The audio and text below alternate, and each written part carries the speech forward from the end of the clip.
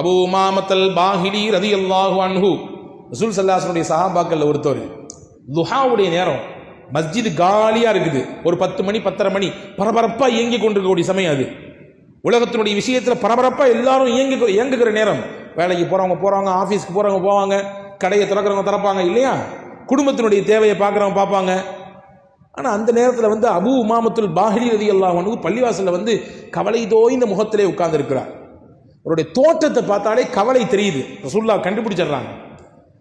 முகத்தை பார்த்து அர்த்தம் சொன்ன பெருமானார் இல்லை முகம்மது நபி, அகத்தை பார்த்தும் அர்த்தம் சொல்லியிருக்கிறார்கள், உள்ளத்தை பார்த்தும் பெருமானார் பேசியிருக்கிறார்கள்.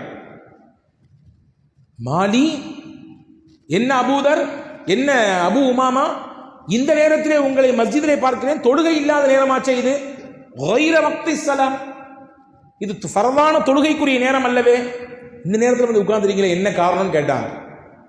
ஹஜ்ரத் அபூ உமாமத்துல் பாஹிலி ரலியல்லாஹு அன்ஹு சொன்னார்கள், ஹுமூமுன் லஸிமத்னி யா ரசூலல்லாஹ் வ துயூனுன், கடன் பிரச்சனை போட்டு அமுத்துது என்னைய, அந்த கடனால் எனக்கு ஏற்பட்ட கவலை, எப்படி அடைக்க போறேன்னு தெரியலையே என்ற நிலையிலே பள்ளியிலே உட்கார்ந்துருக்கிறேன்.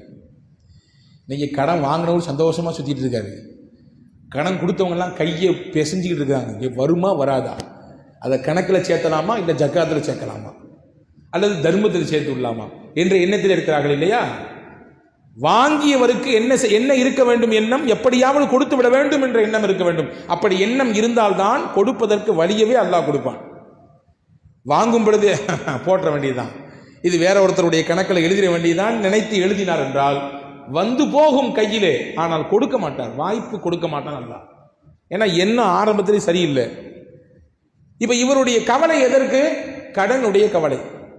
ரசூல் ஸல்லல்லாஹு அலைஹி வஸல்லம் சொன்னாங்க, இன்னி உஅல்லிமுக கலிமாத், நான் சில வார்த்தைகளை சொல்லித் தருகிறேன் அபூ உமாமா, நீங்கள் இதை ஓதி வாருங்கள், அல்லாஹ் உங்கள் பகரமாக இருந்து கடனை கொடுப்பான், நம்புங்கள், அதற்காக வேண்டி முயற்சியுங்கள், அல்லாஹ் கொடுப்பான் கடனை, உங்கள் கடன் வேகமாக அடையும் தீரும் என்றார்கள் பெருமானார் ஸல்லல்லாஹு அலைஹி வஸல்லம். அப்ப சொல்லி கொடுத்த துஆ தான், அல்லாஹும்ம இன்னி அஊது பிக்க மினல் அஜ்ஸி வல் கஸ்ல் வஅஊது பிக்க மினல் ஜுப்னி வல் புக்ல் வஅஊது பிக்க மின் கலபத்தித் தைன் வ கஹ்ரிர் ரிஜால், கடன் மிகைத்து போவதை விட்டும், பிறரால் அடக்கி ஆளப்படுவதை விட்டும், கோழையாக ஆகுவதை விட்டும், சோம்பேறியாக ஆகுவதை விட்டும், கஞ்சனாக இருப்பதை விட்டும் இறைவா உன்னிடத்தில் நான் பாதுகாப்பு தேடுகிறேன். இதுதான் அந்த துவா.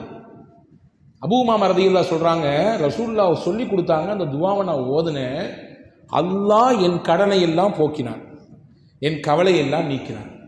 நான் எதுக்கு இந்த விஷயத்தை சொல்றேன்னா, ரசூல் தான் சொல்லி கொடுத்திருக்காங்க. பல இடங்களில் துவாக்கள் நபி சொல்லி தந்திருக்கிறார்கள்.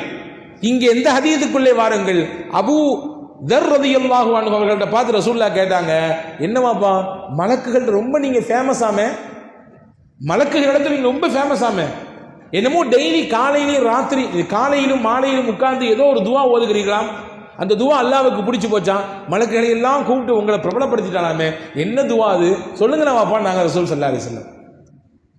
அண்ணே ஹஸரத் அபூ தர் கிஃபாரி ரலியல்லாஹு அன்ஹு சொன்னாங்க, அடக்கத்தோடு சொன்னார்கள், நஅம் யா ரசூலல்லாஹ் ஃபிதாக அபீ வ உம்மி, என் தாயும் தகப்பனும் உங்களுக்கு அர்ப்பணம், நீங்கள் இல்லாமல் இந்த துவா இல்லை, எனக்கு என்ன இருக்கிறது அறிவும் ஞானமும் தெளிவும், எனக்கு எங்கிருந்து கிடைக்கும், உங்களின் அந்த ஃபைதான், அந்த பேரொளி, அந்த பாக்கியம் எனக்கு இல்லை என்றால் இந்த அபூதர் ஒண்ணுமே இல்லை. ஃபர்ஸ்ட் பணிவை வெளிப்படுத்துகிறார்கள். வாழ்க்கையில் உயர்வு வர வர மனிதனுக்கு பணிவும் சேர்ந்து வந்து கொண்டே இருக்க வேண்டும். பணிவு வர்றதுக்கு ஆப்போசிட்டா தலக்கண ஒருத்தருக்கு வந்துச்சுன்னா அதுதான் அவருடைய வாழ்க்கையின் அழிவின் வாசல். எனவே பணிவு வேண்டும், பணிவை கற்றுத்தருகிறது மார்க்கம். பெருமானா ஸல்லல்லாஹு அலைஹி வஸல்லம் அவர்கள் மக்காவுக்குள்ளே வெற்றி வாங்கி சூடும் பொழுது எப்படி வந்தார்கள், ஹதீஸை பாருங்கள், தலையை தாழ்த்தியவாறு வந்தார்கள். அடக்கம் இருந்தது, அடங்க மறு திமிரி எழு அப்படின்னு ரசூலுல்லாஹ் சொல்லல. நீங்க சொல்றாங்க நிறைய பேர் அடங்க மறு திமிரி எழு அப்படின்னா என்ன, நெஞ்சு நிமித்திட்டு அப்படி, அப்படிலாம் இல்லை, பணிவோடு இருந்தார்கள் பெருமானா ஸல்லல்லாஹு அலைஹி வஸல்லம். பணிவுதான் ஒரு மனிதனை உயர்த்தி கொண்டே இருக்கும் வாழ்க்கையில். நமக்கு ஆப்போசிட் இருக்கவங்க நம்மகிட்ட வேறமா நடந்துட்டாலும் பரவாயில்ல, நாம் பணிந்து நடப்போம் அல்லாஹ்வுக்காக, நம்மை அல்லாஹ் உயர்த்துவான். அபூ தர் கிஃபார் ரலியல்லாஹு அன்ஹு சொல்றாங்க, ஆமா எனக்கு தெரியும், எல்லாம் தெரியும், நான் நிறைய விஷயம் கற்றுக்கிட்டேன் அதுலேருந்து எனக்கு வந்துச்சு. அப்படி சொல்லலை. ஃபிதாக்க அபீவ உம்மி யா ரசூலல்லாஹ், என் தாயும் தந்தையும் உங்களுக்கு அர்ப்பணம் நபியே, நீங்கள் தான் மூலகர்த்தா, நீங்கள் தான் மூலகர்த்தா. உங்கள் மூலமாக தான் எல்லாம் எனக்கு, உங்கள் மூலமாகத்தான் எல்லாம் எனக்கு. ஆனால் ஒன்றை நான் தெளிவுபடுத்துகிற நபியே, மா சமிஅத்துஹு மின் பஷர், எந்த மனிதரும் எனக்கு அந்த வார்த்தைகளை கற்றுத்தரவில்லை. வ இன்னமா ஹுவ அஷரத்து அஹ்ருஃபின் அல்ஹமனி ரப்பி இய்யாஹா, ஒரு 10 வார்த்தைகள், அதை அல்லாஹ் என்னுடைய உள்ளத்துல போட்டு கொடுத்தான். அல்லாஹ் தான் எனக்கு சொல்லி கொடுத்தான். அல்லாஹ் சொல்லி தரனா உங்களுடைய வாசித்தா, உங்களுடைய தொடர்பை வைத்தா அல்லாஹ் எனக்கு அதை கற்றுக் கொடுத்தான். அப்படியா? அந்த 10 வார்த்தை எது சொல்லுங்களேன் அப்படின்னாங்க ரசூலுல்லாஹ். ரசூலுல்லாஹ், டெய்லி நான் என்ன செய்வேன் தெரியுமா? இது இந்த பயானினுடைய செய்தி உங்களுக்கு, ஏன் நானும் நீங்களும் இதை பின்பற்ற வேண்டும் என்று அல்லாஹ்விடத்திலே நான் துஆ செய்கிறேன். அன்பு சகோதரர்களே, ஹஜ்ரத் அபூ தர் கிஃபார் ரலியல்லாஹு சொல்றாங்க, காலையில் நான் கிபிலாவை முன்னோக்கி அமர்ந்திருப்பேன், கிபிலாவை முன்னோக்கி அமர்ந்திருப்பேன், தஸ்பீஹ் செய்வேன், கொஞ்ச நேரம் சுப்ஹானல்லாஹ் சொல்லுவேன், அதற்கடுத்து தஹ்லீல் செய்வேன், லா இலாஹ இல்லல்லாஹ் என்று சில தடவைகள் சொல்லுவேன், தஹ்மீது செய்வேன், அல்ஹம்துலில்லாஹ் என்று 1-2 தடவை சொல்லுவேன், அதற்கடுத்து தக்பீர் சொல்லுவேன், அல்லாஹு அக்பர் என்று சொல்லுவேன். ஃபர்ஸ்ட் கிபிலாவை முன்னோக்கி உட்காருவேன், ஃபர்ஸ்ட் ஒன். ரெண்டாவது என்ன செய்வேன்? தஸ்பீஹ் சுப்ஹானல்லாஹ் சொல்லுவேன். மூணாவது லா இலாஹ இல்லல்லாஹ் சொல்லுவேன். நாலாவது அல்ஹம்துலில்லாஹ் சொல்லுவேன். ஐந்தாவது அல்லாஹ் அக்பர் என்று சொல்லுவேன். இதை சொல்லி முடிச்சுட்டு அந்த 10 வார்த்தைகளை கொண்டு அல்லாஹ்விடத்தில் துஆ செய்வேன். என்ன துஆ தெரியுமா? اللهم إني أسألك إيمانا دائما وقلبا خاشعا وعلما نافعا ويقينا صادقا ودينا قيما اللهم إني أسألك العافية من كل بلية اللهم إني أسألك تمام العافية ودوام العافية والشكر على العافية والغناء عن الناس. இதான் அந்த துஆ. 10 விஷயங்களை கேட்குறாங்க அல்லாஹ்ட்ட. யா அல்லாஹ், அல்லாஹும்ம இன்னி அஸ்அலுக ஈமானன் தாயிமான், நிரந்தரமான ஈமானை எனக்கு கொடு. ஈமான், நான் அங்குமிங்கும் பல விஷயங்களை பார்க்கும் பொழுது என்னுடைய ஈமான் குறைந்து விடக்கூடாது அல்லது எங்காவது சருகி விடக்கூடாது. யகீனன் சாதிகா, உண்மையான நம்பிக்கையை கொடு. உண்மையான நம்பிக்கைனா என்ன அர்த்தம்? சந்தோஷம் வந்தாலும் ஏற்றுக்குவோம், கஷ்டம் வந்தாலும் துன்பம் வந்தாலும் ஏற்றுக்குவோம், வியாபாரத்தில் லாபம் வந்தாலும் ஏற்றுக்குவோம், நஷ்டம் வந்தாலும் ஏற்றுக்குவோம், குடும்பத்தில் நல்லா இருக்கும் பொழுதும் ஏற்றுக்குவோம், இழப்பு ஏற்கிற பொழுதும் ஏற்றுக்கொள்வோம், நாம் விரும்பியது கிடைக்கிற பொழுதும் ஏற்றுக்கொள்வோம், கிடைக்காத பொழுதும் ஏற்றுக்கொள்வோம், அல்லாஹ்வுடைய தக்தீர் என்று பொருந்திக் கொள்வோம். இதுதான் உண்மையான யகீன். உண்மையான யகீன். வதீனன் கையிமா, நிலையான மார்க்கத்தை எனக்கு கொடு. ஒரு விஷயத்தில் நான் நிலையா இருக்கணும். அடிச்சா, நம்ம தமிழில் சொல்லுவாங்க, வச்சா குடும்பி அடிச்சா மொட்டைம்பாங்க. அப்படின்னா என்ன தெரியுமா? செஞ்சா செஞ்சுக்கிட்டே இருக்க வேண்டியது, விட்டா மொத்தமாக விட்டுறது. செஞ்சா அவர் தஹஜ்ஜுத் செய்வார், விட்டார்னா போச்சு, 5 வக்த் தொழுகை கூட இல்லை. இப்படி இருக்கக்கூடாது. வதீனன் கையிமா, அல்லாஹும்ம இன்னி அஸ்அலுக ஈமானன் தாயிமா வ கல்பன் ஹாஷியா. நாலாவதாக பயப்படக்கூடிய உள்ளத்தை தான். இந்த உள்ளத்தில் பயம் இருக்கணும், ஒன்னை குறித்து உண்டான அச்சம் இருக்கணும். எந்த மூமினுடைய உள்ளத்திலே ஹஷியத்துல்லாஹ் இருக்கிறதோ, அல்லாஹ்வின் பயம் மிகைத்து இருக்கிறதோ, அவர் பாவத்தின் பக்கம் போக மாட்டார். தவறு ஏற்படாத அவரிடத்திலிருந்து, தவறும் பாவமும் மனிதனிடத்திலே ஏற்படுவதற்கு மூல காரணம் என்ன? பயம் என்பது அங்கே குறைகிறது. சுய, அதாவது விருப்பத்திற்கு முன்னுரிமை கொடுக்கப்படுகிறது. எனவே பாவம் பெறுகிறது. யகீனன் சாதிகா வதீனன் கையிமா, நிலையான ஈமானை கொடு. 5 விஷயமாச்சா? அல்லாஹும்ம இன்னி அஸ்அலுக்கல் ஆஃபியத மின் குல்லி பலியா, எல்லா சோதனைகளிலிருந்தும் எனக்கு ஆஃபியத்தை கொடு. வஸ்அலுக்க தவாமல் ஆஃபியா, நீ தரக்கூடிய ஆஃபியத், ஆரோக்கியம் நிரந்தரமாக இருக்க வேண்டும். வ தமாமல் ஆஃபியா, நீ தரக்கூடிய ஆஃபியத், ஆரோக்கியம் பூரணமாக இருக்க வேண்டும். 9வது வ ஷுக்ர அலல் ஆஃபியா, நீ தரக்கூடிய ஆரோக்கியத்திற்கு நான் நன்றி செய்ய வேண்டும். நன்றி செய்ய. நல்லா இருக்கும் பொழுது நமக்கு ஒண்ணுமே தெரியாதுங்க. சிரமங்கள் வரும் பொழுதுதான் நம்முடைய ஆரோக்கியம் எவ்வளவு தூரம் நமக்கு பயன் தந்திருக்கிறது என்பது புரியும். கால் நல்லா இருக்கு, கை நல்லா இருக்கு, ராகத்தான் நடக்கிறோம் போறோம். ஆனா முட்டு வலியின் பிரச்சனை வரும் பொழுதுதான் இத்தனை நாள் நம்மளை எப்படி அல்லாஹ் வச்சு நடமாட்டிட்டு இருந்தான் என்பது உணர்கிறது. எனவேதான் உங்களுடைய உஸ்தாத் சொல்லுவாங்க, உன் மீது அல்லாஹ் அருள் செய்திருக்கிறான் என்பதை நீ உணர வேண்டும் என்றால் ஒரே ஒரு தடவை மருத்துவமனைக்கு சென்று விட்டு வா, போதும். அல்லாஹ் உன்னை எப்படி வச்சிருக்கிறான், உனக்கு எவ்வளவு ஆரோக்கியத்தை தந்திருக்கிறான். ஒரு தடவை போய் விட்டு வா, ஜிஹெச்சுக்கு போயிட்டு வா, கவர்மெண்ட் ஹாஸ்பிட்டலுக்கு, தெரிஞ்சிடும் இல்லையா? அல்லாஹ் நமக்கு கொடுத்திருக்கக்கூடிய ஆரோக்கியத்துக்கு நன்றி செலுத்தணும். யா அல்லாஹ் தந்திருக்க ஆரோக்கியத்தை நிரந்தரமா பாதுகாக்கிற வழியை கொடு. இன்னைக்கு உலகம் எப்படி இருக்குது? வேகமா இயங்கிட்டு இருக்குது. அதே மாதிரி எங்க போனாலும் எதை எடுத்துட்டு போக மறக்கிறோமோ இல்லையோ, ஒரு சின்ன பையன் மட்டும் கையிலேயே வச்சிருக்கோம். என்னங்க திறப்பார் இவரு சாப்பிட்டோன்னு. இது சாப்பாடுக்கு முன்னாடி, இது பின்னாடி, இது காலையில, இது ராத்திரி. ஒரு காலத்தில் வீடுகளில் அலமாரிகளில் எல்லாம் புத்தகங்களும் நல்ல விருதுகளும் வந்து உட்கார்ந்து அலங்கரித்தது. இன்னைக்கு வீடுகளினுடைய அலமாரிகள் முழுக்க மாத்திரை குப்பிகளும் டானிக்குகளும் உட்கார்ந்து இருக்குது. அதில் செக்ஷன் பிரித்து வச்சிருக்காரு. மேலே எங்கள் அத்தாவுக்கு, இந்த 2வது செக்ஷன் எங்கள் அம்மாவுக்கு, கீழே இது வந்து எங்கள் முதல் பையனுக்கு, இது என் 2வது பையனுக்கு, இந்த கீழே இருக்குதா இது என் மனைவிக்கு எனக்கும், பிரிச்சு இல்லையா? நோய்களோடும் நொம்பலங்களோடும் வாழக்கூடிய காலம் இது. எங்கே திரும்பினாலும் ஏதாவது ஒரு தொற்று வந்து விடுமோ என்ற அச்சம், பீதி கோவிடுக்கு பின்னாடி ரொம்ப அதிகரிச்சிருக்குது. இப்போ அல்லாஹ்விடத்திலே அபூதர் கிஃபார் ரலியல்லாஹு அன்ஹு கேட்கிறார்கள், ஷுக்ர அலல் ஆஃபியா, 9வது, யா அல்லாஹ் நீ தந்த ஆரோக்கியத்துக்கு நன்றி செலுத்து. பொதுவாகவே நன்றி செலுத்துதல் என்பதுதான் நமக்கு கிடைத்த அருளை கூட்டி தரும். நன்றி மறப்பது நன்றன்று, நல்லதே கிடையாது. வள்ளுவர் சொல்லுகிறாரு, அல்லாஹ் சொல்லுகிறான், நீங்கள் நன்றி செலுத்தினால் உங்களுக்கு நான் கூட்டி தருவேன், ஜியாதத் அதிகப்படுத்துவேன்.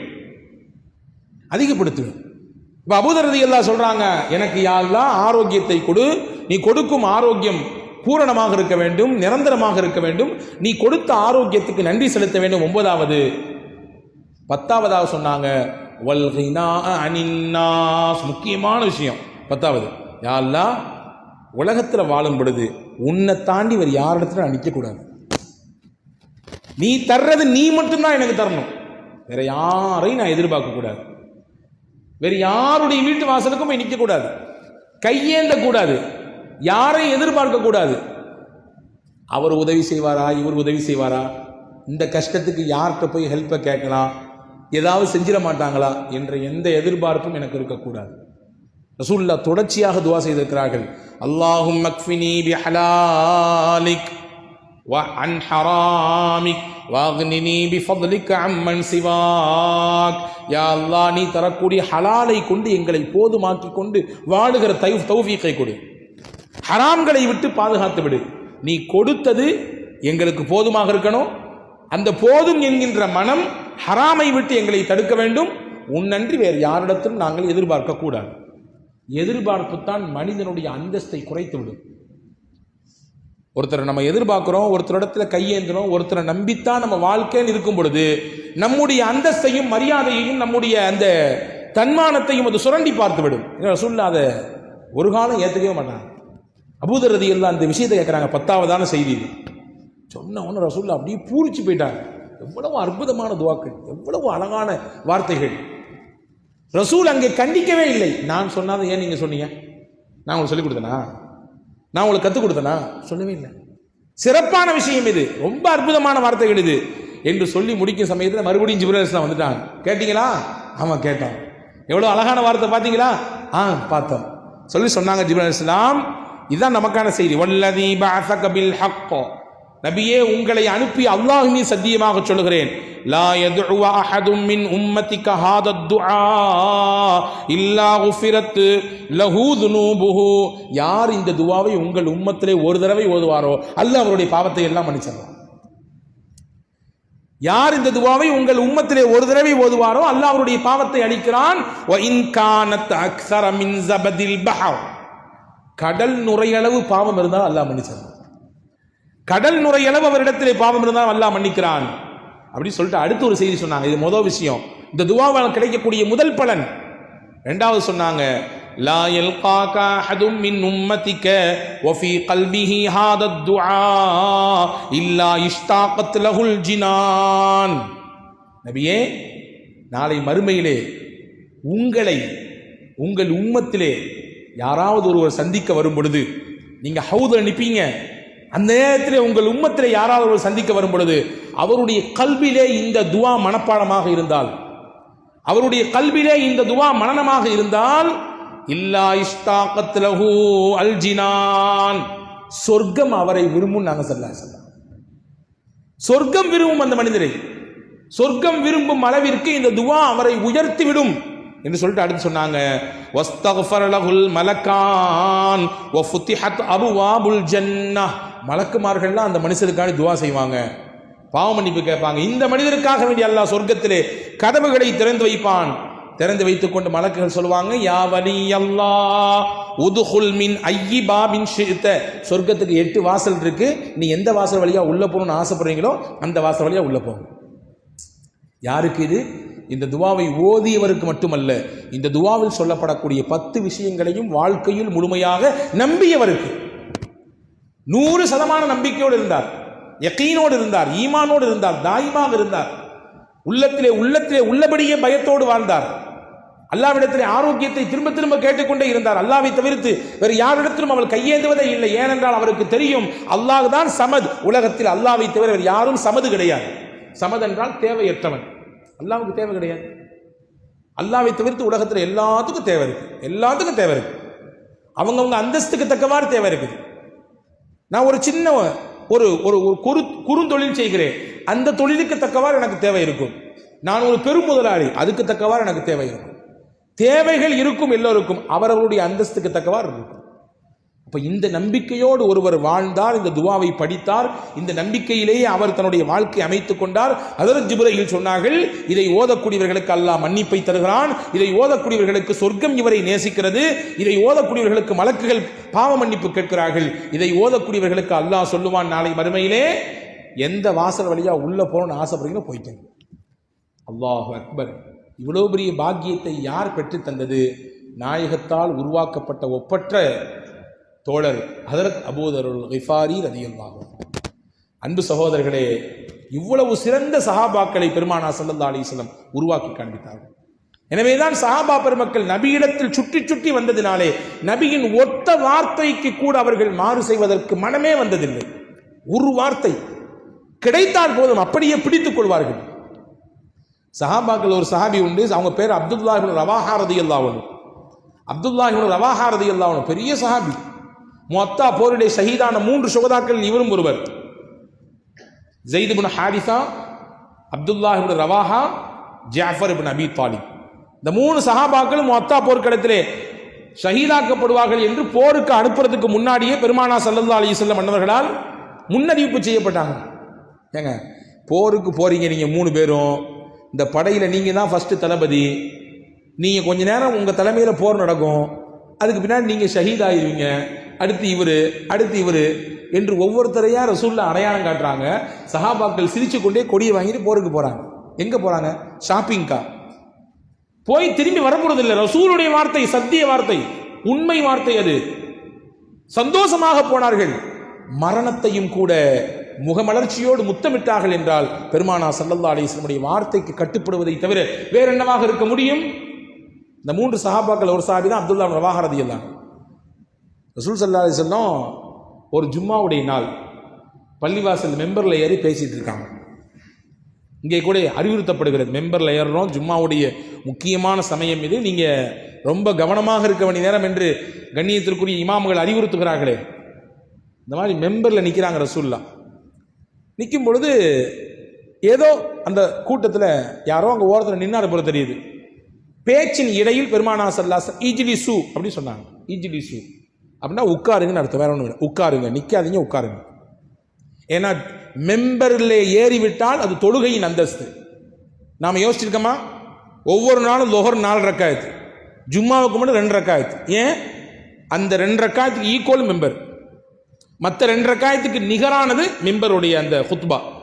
எனவேதான் அந்த மெம்பரில் குத்பா நடக்கும்போது ஒருத்தர் பேசினால் ஃபகத் லகா, ரசூலுல்லாஹ் சொன்னார்கள், அவர் நன்மையை இழந்து விட்டார், ஜும்மாவின் நன்மையை இழந்து விட்டார். ஏன்? தொழுகையில் பேசினா என்ன நடக்கும்? 2 ரக்காய் தொழுது முடிச்சாச்சு, அப்படி 2 ரக்காய் இமாம் 3வது ரக்காய் எழுதிக்கிறாங்க, என்னங்க 3வது ரக்காய் நடக்குது அப்படின்னு பக்கத்தில் ஒருத்தர் கேட்டார், என்னங்க நடக்கும்? அவர் தொழுகை முடிஞ்சு போச்சு. ஃபகத் லகா, பேசினார், தொழுகை முடிந்து விட்டது. அதே மாதிரி ரசூலுல்லாஹ் சொன்னாங்க, மெம்பர்ல இருக்கும்போது பேசினா தொழுகை முடிஞ்சிடும். இங்க இருக்கும்போது ரசூலுல்லாஹ் இஜ்லிசுன்னு சொன்னாங்க. அப்பதான் வெளியில தெருவில் இந்த அப்துல்லாஹ் இப்னு ரவாஹா ரலியல்லாஹு அன்ஹு நடந்து வந்துட்டு இருக்காங்க. இந்த வார்த்தை அவர் காதுல கேட்டுச்சு, அப்படியே உட்கார்ந்துட்டார், தெருவிலேயே உட்கார்ந்துட்டார். ஏன் உட்கார்ந்தாரு? ரசூலின் வார்த்தை இஜ்லிசு, உத்தரவு, உத்தரவு, கட்டுப்பட வேண்டியது மூமினின் கடமை. அல்லாஹ் சொன்னால் ஆமனு இர்கஉ, சுஜூத் செய்யுங்கள், வஸ்ஜுது, சஜிதா செய்யுங்கள், ருக்கு செய்யுங்கள் என்று அல்லாஹ் கட்டளையிட்டால், அகீமு அஸ்ஸலா ஆத்து ஸக்கா, தொழுங்கள், ஜகாத்தை கொடுங்கள் என்று அல்லாஹ் கட்டளையிட்டால் எப்படி கடமையோ ரசூலுல்லாஹ் கடமையிட்டாலும் உத்தரவிட்டாலும் கடமை. அப்படி உட்கார்ந்துட்டாங்க. தொழுகெல்லாம் முடிஞ்ச உடனே ஒரு சஹாபி அதை பார்த்துட்டு வந்து ரசூலுல்லாஹ்ட்ட சொன்னாங்க, யார் ரசூலுல்லாஹ், நீங்க இங்க இருக்கிற பார்த்து இஜ்லிஸ்னு சொல்லி உட்காருங்கன்னு. வந்துகிட்டு இருந்த ஒரு தொழுகைக்கு வந்துகிட்டு இருந்தவர் யாரு, அப்துல்லா இப்னு ரவாஹா, தெருவுலையே அப்படி உட்கார்ந்துட்டார். ரசூல் ஸல்லல்லாஹு அலைஹி வஸல்லம் அழகா ஒரு துஆ செஞ்சாங்க, வஸாதல்லாஹு ஃபீ தவாஇயத்தில்லாஹி வ ரசூலி, அல்லாஹ்வுக்கும் ரசூலுக்கும் கட்டுப்பட வேண்டும் என்ற உணர்வு அவருக்கு மிகைத்திருக்கிறது. அல்லாஹ் அந்த உணர்வை மென்மேலும் அதிகரிக்க செய்வானாக, மென்மேலும் அதிகரிக்க செய்வானாக. இந்த துஆ தான் போர்க்களத்துக்கு போங்க, நீங்க திரும்பி வரமாட்டீங்க, ஷஹீத் ஆயிருவீங்கன்னு ரசூலுல்லாஹ் சொன்னாங்க. சந்தோஷமா போயிட்டு வர நபின்னு போனாங்க. அன்பு சகோதரர்களே, இப்படிப்பட்ட உயர்ந்த லட்சியத்தோடு வாழக்கூடிய உத்தம தோழர்களை உத்தம நபி ஸல்லல்லாஹு அலைஹி வஸல்லம் அவர்கள் உருவாக்கி காண்பித்து இந்த உம்மத்திற்கு வழிகாட்டியாக, உத்தம புருஷர்களாக, அற்புதமான வாழ்க்கைக்கு சொந்தக்காரர்களாக அவர்களை நமக்கு அடையாளம் காட்டி தந்திருக்கிறார்கள். நாம் யார் யாருடைய வரலாற்றை எல்லாமோ படிக்கிறோம். உலகத்தில் ஆண்டவர்கள், உலகத்தில் ஆச்சரியத்தை தந்தவர்கள், பெரிய பெரிய விஞ்ஞான துறையிலே வளர்ச்சியை கண்டவர்கள் என்று எத்தனையோ நபர்களின் உலக வரலாற்றை புரட்டி போட்டவர்களுடைய வரலாற்றை எல்லாம் படிக்கிறோம். உண்மையில் படித்து உணர்ந்து ஈமானிலே மெருகேற்றி கொள்ளக்கூடிய உத்தம புருஷர்கள் யாரென்றால் உன்னதமான சஹாபாக்கள். அவர்களின் வாழ்க்கையை படிப்போம். அவர்களின் வாழ்வில் கிடைக்கக்கூடிய பல பாடங்களை நம்முடைய வாழ்க்கையிலே நல்லமல் செய்வோம். வல்ல அல்லாஹ் அப்படிப்பட்ட உயர்ந்த நற்பாக்கியத்தை உங்களுக்கும் எனக்கும் எல்லா மக்களுக்கும் வழங்கி அருள் புரிவானாக. நோயற்ற வாழ்வையும் நிறைவான செல்வத்தையும் குன்றா நலத்தையும் எல்லா வளத்தையும் பரக்கத்தையும் அல்லாஹ் உங்களுக்கும் எனக்கும் எல்லா முஸ்லிம்களுக்கும் அல்லாஹ் நசீபாக்குவானாக. எல்லா மக்களையும் அல்லாஹ் பாதுகாப்பானாக. தீங்கிலிருந்து, துன்பங்களிலிருந்து, துயரங்களிலிருந்து அல்லாஹ் பாதுகாப்பானாக. தொற்று நோயும் தொடர் நோயும் திடுமனக் கொள்ளும் வபா நோயும் சித்தம் பதறும் இந்நோயை சிறிதில் ஊரின் இல்லாமல் பற்றியடித்து துரத்திடுவாய். பரனே எங்களை காப்போனே, கருத்தா இகபரம் படைத்தோனே, காப்பாய் எங்கள் ரஹ்மானே. கண்ணோய் 96 வகை, கடினமான மண்டை நோய், பெண் ஆண் மலடு பேர்